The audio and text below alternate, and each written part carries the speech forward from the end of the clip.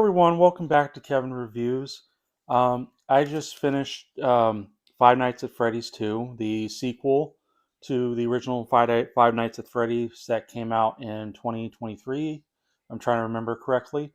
So this is returning director Emma Tammi and written and produced by Scott Cawthon, who made the Five Nights at Freddy's games, and the cast returns includes Josh Hutcherson, Elizabeth Lail, Piper Rubio, Matthew Lillard, and we have some newcomers. Not really that many newcomers in this, but um, we do have Wayne Knight, Megan Fox, and Freddy Carter.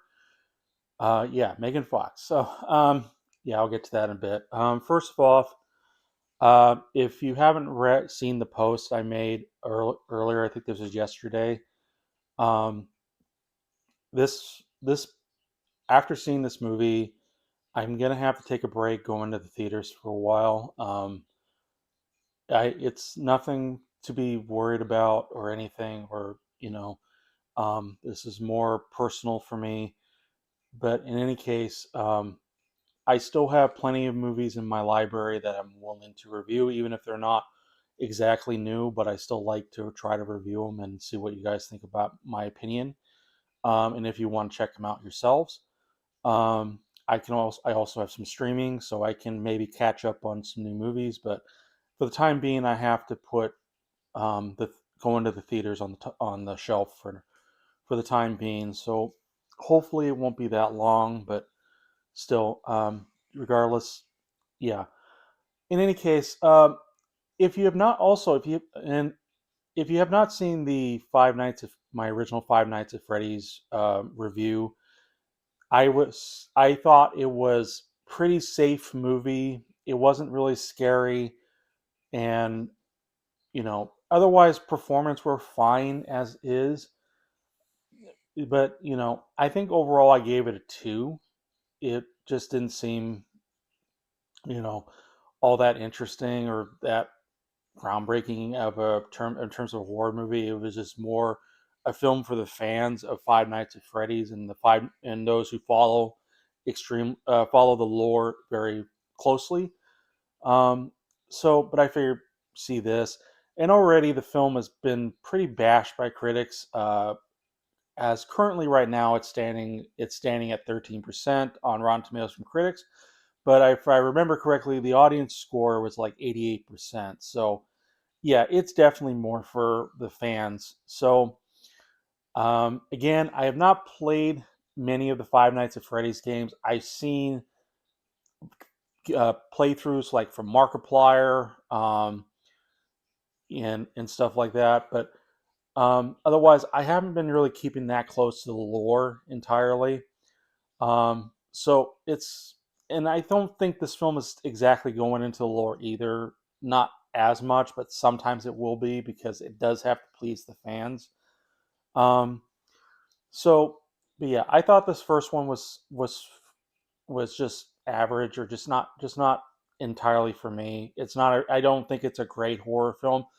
But granted, I saw this at home on DVD by myself, where the atmosphere wasn't as intense. It wasn't as scary. It's not as scary as it would be to see in the theaters.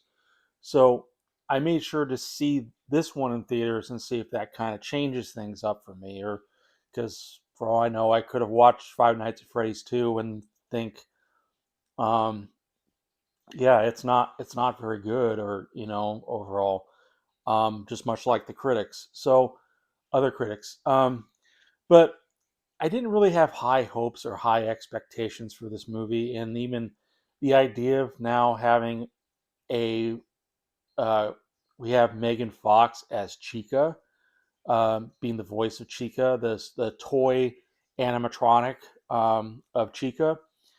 So yeah, I don't know, and I'm not a fan of Megan Fox. And man, granted, a lot of people kind of make fun of Megan Fox for not always being a great actor, not giving it her all. So, yeah, I didn't know what to expect. I kind of expected it was going to be just as safe, um, and not exciting or entertaining as the first one. At least the first one had some good, you know, good performances at least.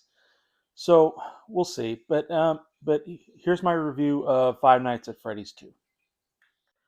So the story goes in Five Nights at Freddy's 2 is Mike Schmidt, played by Josh Hutcherson, and Abby Schmidt, played by Piper Rubio, are trying to get on with their lives after the events of the first film, as well as Vanessa Afton, played by Elizabeth Lail, who is trying to move past the trauma involving her father, played by William Afton, played by Matthew Lillard, who supposedly, in again, spoiler alert, if you have not seen the first movie, I'm going to give spoilers here, is that William Afton was the creator of Freddy Fazbear Pizzeria and created the animatronics, but unfortunately, he's not unfortunately, but frankly, he killed like 4 or 5 kids, and the kids' souls inhabit the animatronics.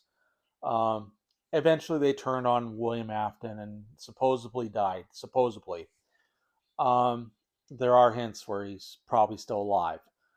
Um, so we have, and so in Five Nights at Freddy's 2, Abby gets a message from her friends who she's worried about because she wants to like help them, fix them, and stuff. And she gets a message from this Freddy Fazbear's like uh, speaker, like it. I don't remember what it's called, but it's something you can. It's supposed to you can talk to the animatronics or something like that. But in any case, she gets a message to go over to this new location, this new Freddy Fazbear's location that is considered the original location of the Freddy Fazbear's franchise. Um, and this has a lot of new stuff. Like, you have typical, um, you know, the same setup as like the first one, but they have in this original location, it has like even, uh, one of those boat rides that can actually, with water, so you can go in this tunnel and stuff. And one thing they have new is the marionette doll, who is in the second game, and but yeah, so she gets a message and she meets these new toy animatronics, especially Toy Chica, surprisingly played by Megan Fox, and it's been said that Megan Fox was going to be playing there, and I mentioned that I wasn't, I was kind of like rolling my eyes because I don't know how, you know, if that was a wise choice. But regardless, but that's the story. And there's frankly a little bit more into the story, especially in the beginning, because there's a flashback in the beginning about what happened to the original restaurant, which I won't give away. Um, but as much as I was like kind of a shrug on the first one, despite it getting good, at least decent performances, an idea, atmosphere, the sequel surprisingly I like a little better.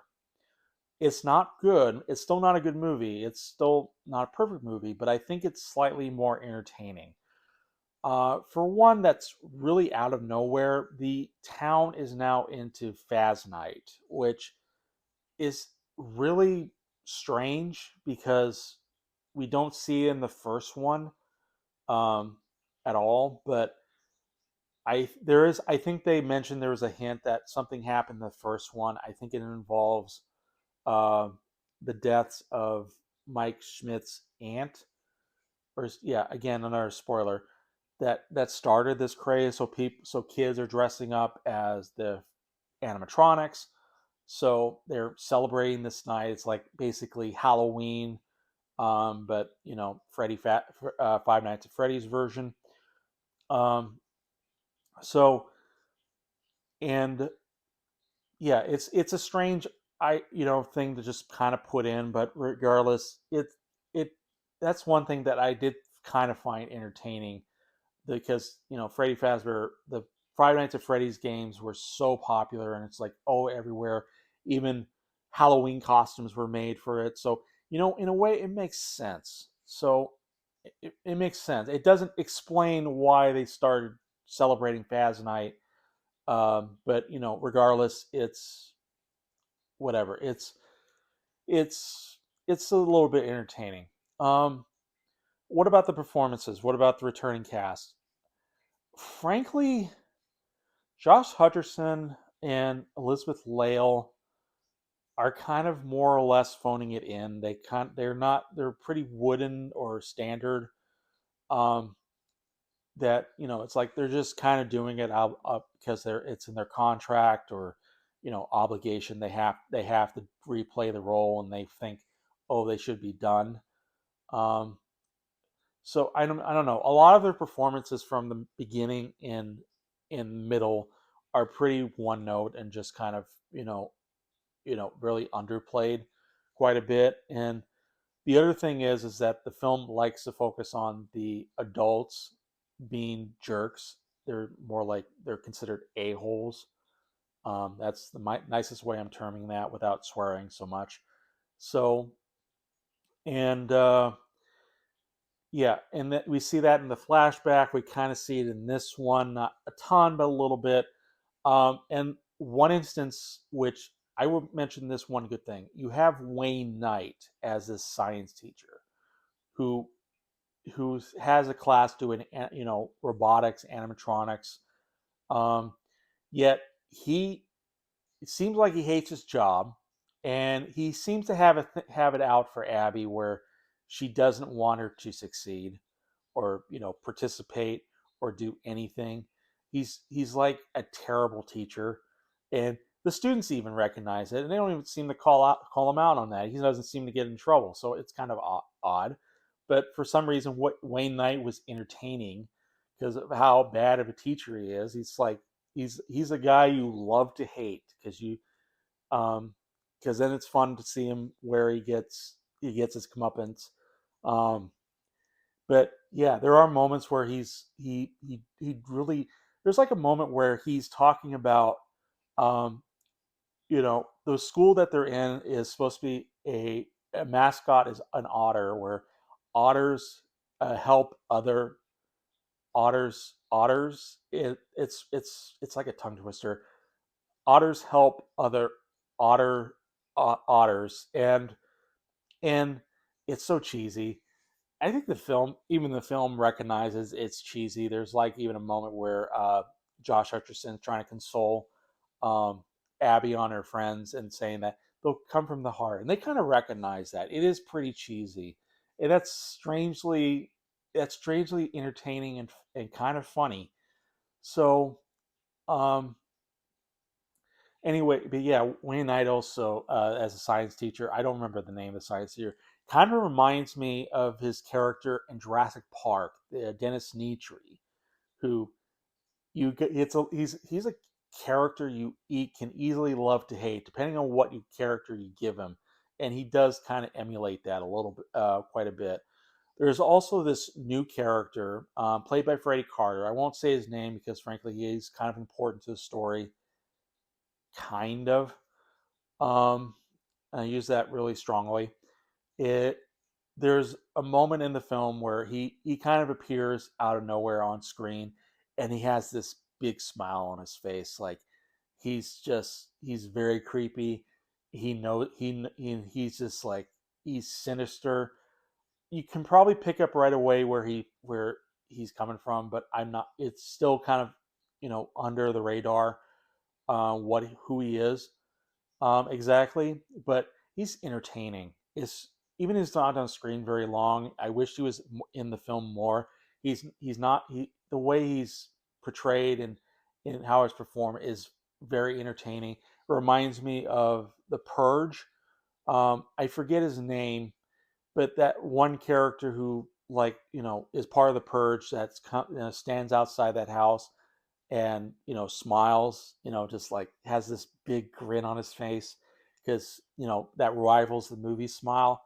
And I don't know, it's just kind of entertaining. They just kind of really play it up as it's yeah, this didn't do well for critics and it's cheesy, so it's gotta go out all out and play to that. So that's what he did, and that's kind of entertaining. So I gotta pause. So, and there's that. And then we have the marionette puppet. Will say, even in the second game that I've seen, the marionette does puppet is very out of place in a place called Freddy Fazbear's Pizza, where it's colorful, happy, whatever. It's not supposed to be creepy. And this puppet, even when we see the flashback of this marionette puppet, it's like, how can anyone find this character entertaining or whatever? It looks creepy. Um, and when we see this marionette puppet in action, it is very creepy. And this marionette puppet can even possess people and take on their form. And and it's an amalgamation of like, you know, the marionette puppet and the person's body. And it's pretty creepy how much they kind of try to get away with it. Um, somewhat. Again, this is a PG-13 film. The kills are very, you know, are mostly done off screen, are not as impressive like the first one. They really play it safe because they want to get every demographic. Um, you know, even kids who probably shouldn't even see this film regardless. Um, but yeah, they don't go that far, and granted that's probably one of my biggest takeaways from the first one is they don't go that far. And yeah, that is still a big takeaway even when it gets to the ending, where we kind of expect there to be a lot more going on, um, involving these toy animatronics. um, they don't really go far enough, or they don't go any farther than what happened like in the very first half. Or so yeah, sadly that's unfortunate. What about Megan Fox? Because that I remember when I heard Megan Fox was going to be voicing Chica. um, I rolled my eyes because I didn't think, because a lot of the roles I have seen her or have heard her in other films have often been, pretty bland and forgettable. I even remember she was the voice actor for this one vampire lady, in the Mortal Kombat 1 game, and people agree that she wasn't right for the role. Um, so, but strangely enough, this kind of works. She does come off a creepy, and because it's supposed to be an animatronic, the voice kind of meshes a little bit well with the delivery she's getting, um, giving for the performance. Um, I think what doesn't work, or overall, again, it's the performances, mainly from Josh Hutcherson and Elizabeth Lail. Sometimes Elizabeth Lail has you know, good moments, exploring her mentality involving her dad and what her part in the Freddy Fazbear's Pizza. And but I don't know. Most of the time, they just kind of play it very under underplay or their performances a little more. Excuse me. The other thing is the story. Um, it has it has a pretty standard story. But it's not quite as awful. But there seems to be like moments where it's missing something, and they're granted. I don't know. We're not granted, but there's a moment where there seems like there's scenes missing, and the ending especially is very rushed. It's like they had no idea how to end this, and there's a lot of things left unexplained. Um, we don't get like the result from de- uh, from some of the deaths or some of the other animatronics that are out there, um, and not even a ton from the new character that Freddy Carter plays, because there's something going on. And yeah, there's another story element that doesn't even seem to go anywhere either. It's very rushed to the point. It almost feels like it wants to continue, but it's like I think it's trying to set up a part uh, you know, for Five Nights at Freddy's 3. So there's no real ending. There just feels like there just it's more set up, and that's unfortunately the biggest downgrade for this film is that the the ending you're probably not going to like it overall, because I mean, but this I will say this. I like I said, I think this is one I like a little bit more than the first one because it's entertaining and I just had low expectations going in. Um, so I don't know, but some of the writing um, is is okay to below average. The atmosphere is still there. It's still kind of interesting to look at these animatronics. Even these broken down animatronics come into play in that there's no explanation. They're just kind of there. I mean, they're supposed to be used for spare parts or something like that, but again, they're not exactly explained. And sometimes you get confused um, later on in the film where it almost.